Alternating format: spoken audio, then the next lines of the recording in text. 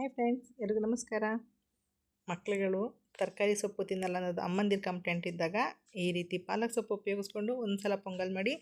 ಯಾಕೆ ಇಷ್ಟಪಡಲ್ಲ, ಯಾರು ಇಷ್ಟಪಡಲ್ಲ ನೋಡಿ, ಹೇಳೋದೇ ಬೇಡ. ಮಕ್ಕಳಿಗೆ ತುಂಬಾ ಚೆನ್ನಾಗಿರುತ್ತೆ ಟೇಸ್ಟು. 1 ಕಪ್ಪಷ್ಟು ಹೆಸರುಬೇಳೆ, 1 ಕಪ್ಪಷ್ಟು ದೋಸೆ ರೈಸು. ಹೆಸರುಬೇಳೆ ಹುರಿದಿಲ್ಲ, ಜಸ್ಟ್ ತೊಳೆದಿದ್ದೀನಿ. 2 ಸೇರಿಸಿ 2 ಕಪ್ಪಷ್ಟು ಆಯಿತು. 1 ಕಪ್ಪಿಗೆ 3 ಕಪ್ಪು ಅಳತೆಯಲ್ಲಿ ನೀರನ್ನ 6 ಕಪ್ಪಷ್ಟು ನೀರು ಹಾಕ್ಕೊಂಡು ಇದನ್ನು ಕುದಿಯೋದಕ್ಕೆ ಇಟ್ಕೊಳ್ತಿದ್ದೀನಿ. ಇಲ್ಲಿ ಸಿಹಿ ಪೊಂಗಲು ಖಾರ ಪೊಂಗಲು ಎರಡೂ ಮಾಡೋದ್ರಿಂದ ನಾನು ಇಲ್ಲಿ ಉಪ್ಪೇನೂ ಹಾಕ್ತಾಯಿಲ್ಲ. ಜಸ್ಟ್ ಬೇಳೆ ಚೆನ್ನಾಗಿ ಬೇಯಲಿ ಅಂತ ಕೊಬ್ಬರಿ ಎಣ್ಣೆ 1/2 ಸ್ಪೂನಷ್ಟು ಹಾಕ್ಬಿಟ್ಟು 1 ರಿಂದ 2 ವಿಸಲ್ ಕೂಗಿಸ್ಕೊಳ್ತಾ ಇದ್ದೀನಿ. ಅಷ್ಟರಲ್ಲಿ ನಾವು ಖಾರ ಪೊಂಗಲ್ಗೆ ಮೊದಲು ಪ್ರಿಪೇರ್ ಮಾಡ್ಕೊಳ್ಳೋಣ.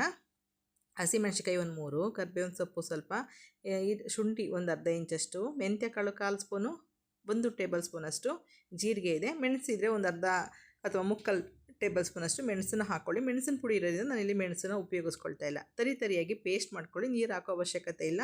ತೆಂಗಿನಕಾಯಿ ತುರಿ ಏನಾದ್ರು ಇದ್ದರೆ ಅಕಸ್ಮಾತು ಪೀಸ್ಗಳಿದ್ರೆ ಈಗ ಅದ್ರ ಜೊತೆಗೇ ಹಾಕ್ಕೊಂಡು ಕೂಡ ನೀವು ಪೇಸ್ಟ್ ಮಾಡ್ಕೊಳ್ಬಹುದು.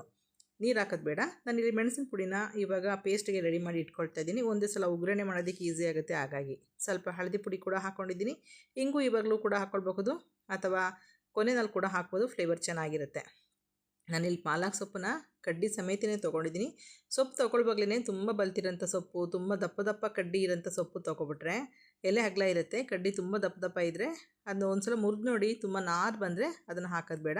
ಇಲ್ಲದೇ ಸೊಪ್ಪು ತೊಗೊಳ್ಳುವಾಗ ಎಳೆ ಸೊಪ್ಪು ತೊಗೊಂಡು ಈ ರೀತಿ ಬೇರೊಂದು ಬಿಟ್ಬಿಟ್ಟು ಕಟ್ ಮಾಡಿಬಿಟ್ಟು ಉಪ್ಪು ನೀರಲ್ಲಿ ಸೊಪ್ಪನ್ನ ತೊಳೆದು ಚೆನ್ನಾಗಿ ನಂತರ ಚೆನ್ನಾಗಿ ಸಣ್ಣದಾಗಿ ಕಟ್ ಮಾಡಿ ಇಟ್ಕೊಂಡು ಉಪಯೋಗಿಸ್ಕೊಳ್ಳಿ. ಪಾಲಕ್ ಸೊಪ್ಪೊಂದಿಗೆ ಬೇರೆ ಸೊಪ್ಪುಗಳು ಕೂಡ ನೀವು ಹಾಕ್ಕೊಳ್ಬಹುದು ಅಥವಾ ತರಕಾರಿಗಳು ಕೂಡ ಮಿಕ್ಸ್ ಮಾಡಬಹುದು.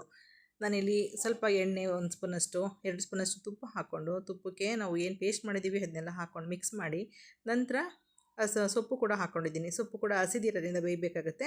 ಹಾಗಾಗಿ ಪೇಸ್ಟ್ ಜಸ್ಟ್ ಎಣ್ಣೆ ತುಪ್ಪದಲ್ಲಿ ಮಿಕ್ಸ್ ಆದ ನಂತರನೇ ಸೊಪ್ಪನ್ನೆಲ್ಲ ಹಾಕ್ಕೊಳ್ಳಿ. ಹಾಕ್ಕೊಂಡು ಈ ರೀತಿ 1-2 ನಿಮಿಷ ಬಾಡಿಸಾದ್ಮೇಲೆ ಉಪ್ಪು ಹಾಕ್ಕೊಳ್ಳಿ. ಮೊದಲೇ ಉಪ್ಪು ಹಾಕಬೇಡಿ ಸೊಪ್ಪಿಗೆ. ನಾನಿಲ್ಲಿ ಕಲ್ಲುಪ್ಪು ಹಾಕ್ತಾ ಇರೋದ್ರಿಂದ ಸೊಪ್ಪಿಗೆ ಇವಾಗಲೇ ಹಾಕ್ಕೊಳ್ತಾ ಇದ್ದೀನಿ. ನಿಮ್ಗೆ ಏನೋ ಗೊತ್ತಾಗೋದಿಲ್ಲ ಅಂದರೆ ಪೊಂಗಲೆಲ್ಲ ರೆಡಿ ಆದಮೇಲೆ ಕೂಡ ನೀವು ಲಿಕ್ವಿಡ್ ಥರ ಇರೋದ್ರಿಂದ ಇದು ನೀವು ಯಾವಾಗ ಉಪ್ಪು ಹಾಕಿದ್ರೂ ಮಿಕ್ಸ್ ಆಗಿಬಿಡುತ್ತೆ. ಕೊನೆಯಲ್ಲಿ ನೀವು ಉಪ್ಪಿನ ಪುಡಿ ಕೂಡ ಹಾಕ್ಕೊಳ್ಬಹುದು. ನಾನೀಗ ಪಾಲಕ್ ಸೊಪ್ಪಿಗೆ ಉಪ್ಪು ಹಾಕಿ ಬೇಯೋದಕ್ಕೆ ಇಟ್ಕೊಂಡಿದ್ದೀನಿ. ಅಷ್ಟರಲ್ಲಿ ಬೇಳೆ ಮತ್ತು ಅಕ್ಕಿ ಬೇಯಿಸ್ಕೊಂಡಿದ್ವಲ್ಲ, ವಿಸಲ್ ಬಿಟ್ಟಿದೆ, ಸ್ವಲ್ಪ ಸ್ಮ್ಯಾಶ್ ಮಾಡ್ಕೊಳ್ತಾ ಇದ್ದೀನಿ. ಪೊಂಗಲ್ಗೆ ಪಾಲಕ್ ಸೊಪ್ಪು ಕೂಡ ಚೆನ್ನಾಗಿ ಬಾಡಿದೆ.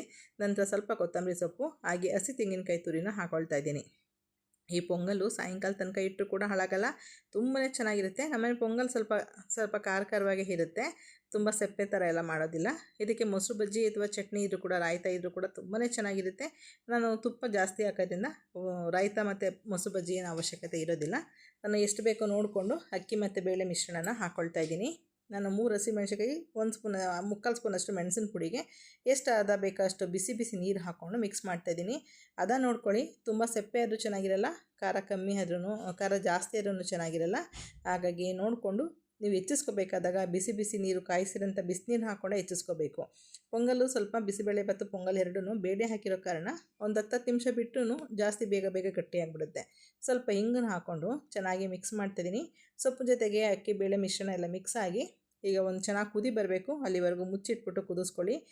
ಸ್ವಲ್ಪ ಸ್ಟವ್ ಸುತ್ತ ಎಲ್ಲ ಆರೋ ಚಾನ್ಸ್ ಇರುತ್ತೆ. ಹಾಗಾಗಿ ಮುಚ್ಚಿನ ಈ ಅಡುಗೆನ ಪ್ರಿಪೇರ್ ಮಾಡ್ಕೋಬೇಕಾಗತ್ತೆ. ಕೈ ಮೇಲೆಲ್ಲ ಬಿಸಿ ಇರೋದ್ರಿಂದ ಆರುತ್ತೆ ಅಂತೇಳಿ ನಾನು ಕೊನೆಯಲ್ಲಿ 2 ಸ್ಪೂನಷ್ಟು ತುಪ್ಪ ಹಾಕ್ಕೊಳ್ತಿದ್ದೀನಿ. ಒಗ್ಗರಣೆ ಕೂಡ ತುಪ್ಪ ಹಾಕಿದೆ. ಸರ್ವ್ ಮಾಡುವ ಕೂಡ ತುಪ್ಪ ಹಾಕ್ಕೊಳ್ಬಹುದು, ಚೆನ್ನಾಗಿರುತ್ತೆ. ತುಪ್ಪ ಜಾಸ್ತಿ ಬೇಡ ಅಂದರೆ 1 ಸ್ಪೂನ್ ತುಪ್ಪದಲ್ಲಿ ಮಾಡ್ಕೊಳ್ಬಹುದು. ನಾನಿಲ್ಲಿ ನಿಂಬೆಹಣ್ಣು ರಸ ಹಾಕ್ಕೊಳ್ತಾ ಇದ್ದೀನಿ. ಕೊನೆಯಲ್ಲಿ ಒಂದು ಅರ್ಧ ಹೋಳಷ್ಟು ನಿಂಬೆಹಣ್ಣು ರಸ ಹಾಕ್ಕೊಳ್ಳಿ, ಸಖತ್ತಾಗಿರುತ್ತೆ ಟೇಸ್ಟು. ಹುಳಿಗೆ ಇದೊಂದೇ ನಿಂಬೆಹಣ್ಣು ರಸನೇ ಸಾಕಾಗುತ್ತೆ. ಬೀಜ ಎಲ್ಲ ತೆಗೆದು ಒಂದು ಅರ್ಧ ಹೋಳಷ್ಟು ನಿಂಬೆಹಣ್ಣು ರಸ ಹಾಕಿ ಈಗ ಸ್ಟವ್ನ ಆಫ್ ಮಾಡಿಬಿಟ್ಟು ನಿಂಬೆಹಣ್ಣು ರಸ ಹಾಕಿದ್ಮೇಲೆ ಏನೋ ಕುದಿಸೋ ಅವಶ್ಯಕತೆ ಇಲ್ಲ. ಈಗ ರೆಡಿ ಆಯಿತು ಪೊಂಗಲು. ಸೈಡಿಗೆ ಇಟ್ಕೊಂಡು ಈಗ ಸಿಹಿ ಪೊಂಗಲ್ ಮಾಡ್ಕೊಳ್ಳೋಣ. ಖಾರ ಪೊಂಗಲ್ ರೆಡಿ ಆಗಿದೆ, ಸರ್ವ್ ಮಾಡಬಹುದು. 1-2 ನಿಮಿಷ ಬಿಟ್ಟು ನೀವು ಇದನ್ನು ಹಾಟ್ ಬಾಕ್ಸಲ್ಲಿ ಹಾಕಿಟ್ಕೊಬಿಟ್ರೆ ನೀವು ಮಧ್ಯಾಹ್ನ ತಿನ್ನೋ ತನಕ ಕೂಡ ಒಂದು 5 ಗಂಟೆ ಆದರೂ ಕೂಡ ನಿಮಗೆ ಅದು ಗಟ್ಟಿ ಆಗಲ್ಲ, ಒಂದೇ ಹದದಲ್ಲಿ ಇರುತ್ತೆ. ಈಗ ಸಿಹಿ ಪೊಂಗಲ್ಗೆ ಬೆಲ್ಲನ ಕರಗಕ್ಕಿಟ್ಟಿದ್ದೆ. ಸ್ವಲ್ಪ ನೀರು ಹಾಕ್ಬಿಟ್ಟು ಕುದಿಸ್ಕೊಂಡು, ಬೆಲ್ಲದ ಪಾಕ ಅಲ್ಲ, ಜಸ್ಟ್ ಬೆಲ್ಲ ಕರಗಿದ ಮೇಲೆ ಕುದಿಸ್ಕೊಂಡು ಅದನ್ನು ಸೋಸ್ಕೊಳ್ಳೋಣ. ಒಂದು ಪಾತ್ರೆಗೆ ಸೋಸ್ಕೊಂಡು ಇದಕ್ಕೆ ಒಣ ಕೊಬ್ಬರಿ, ಜಾಕಾಯಿ, ಏಲಕ್ಕಿ ತೊಗೊಂಡಿದ್ದೀನಿ. ಜಾಕಾಯಿ ಮತ್ತು ಏಲಕ್ಕಿನ ಕುಟ್ಕೊಳ್ಳೋಣ. ನೀವು ಹಸಿ ತೆಂಗಿನಕಾಯಿ ತುರಿ ಕೂಡ ತೊಗೊಳ್ಬಹುದು. ಹಸಿ ತೆಂಗಿನಕಾಯಿ ತುರಿ ಹಾಕಿದ್ರೂ ಚೆನ್ನಾಗಿರುತ್ತೆ, ಒಣ ಕೊಬ್ಬರಿ ಹಾಕಿದ್ರೆ ಇನ್ನೂ ರುಚಿ ಬೇರೆ ಥರನೇ ಇರುತ್ತೆ. ಚಿಟಿಕೆಯಷ್ಟು ಉಪ್ಪು ಹಾಕ್ಕೊಂಡು ಜಾಕಾಯಿ ಮತ್ತು ಏಲಕ್ಕಿ ಕುಟ್ಟಿದ್ದೀನಲ್ಲ ಅದನ್ನು ಹಾಕ್ಕೊಳ್ತಾ ಇದ್ದೀನಿ. ಇಷ್ಟನ್ನ ಬೆಲ್ಲದ ನೀರಿನಲ್ಲಿ ಕುದಿಸ್ಕೊಳ್ಳಿ, ಟೇಸ್ಟ್ ಚೆನ್ನಾಗಿರುತ್ತೆ. ಈಗ ಒಣ ಶುಂಠಿ ಪುಡಿ ಇದೆಯಲ್ಲ ಅದನ್ನು ಹಾಕ್ಕೊಳ್ತಾ ಇದ್ದೀನಿ. ಒಣ ಶುಂಠಿನೂ ಅಷ್ಟೇ, ಜಾಕಾಯಿ, ಒಣ ಶುಂಠಿ, ಏಲಕ್ಕಿ ಎಲ್ಲ ಅದು ದೇವಸ್ಥಾನದಲ್ಲಿ ಕೊಡ್ತಾರಲ್ಲ ಆ ಪೊಂಗಲ್ ಟೇಸ್ಟ್ ಕೊಡೋಂಥದ್ದು ತುಂಬಾ ರುಚಿಯಾಗಿರುತ್ತೆ. ಮಾಡುವಾಗಲೇ ಸ್ವಲ್ಪ ಬೇಗನೆ ಮಾಡ್ಕೊಳ್ಳಿ, ಸ್ನಾನ ಮಾಡಿಬಿಟ್ಟು ಈ ದೇವ್ರ ನೈವೇದ್ಯ ಮಾಡಿ ಕೂಡ ತಿನ್ನಬಹುದು.